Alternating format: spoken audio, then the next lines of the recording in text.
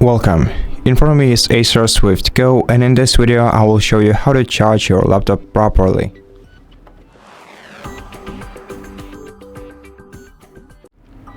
So in order to charge your laptop, you have to plug in the charging cable from your AC adapter that has to be connected to the power socket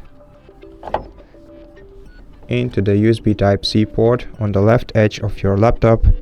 You can use any of these two. And in order to charge your laptop properly, you have to use the at least 65 watts AC adapter. Unfortunately, the one that I'm using right now is only 45 watts of power. You can see it right here.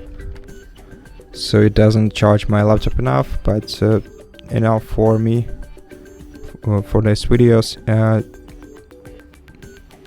So as you can see, the power edge of your laptop is located right here. For me it's 45 watts, but if you want to properly charge your device, you have to use the 65 watts instead or higher.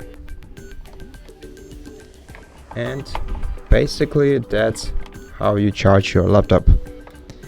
And that's it. Thank you for watching this video. If you liked it, consider subscribing to our channel, leave us a like and a comment below, and I'll see you in the next one.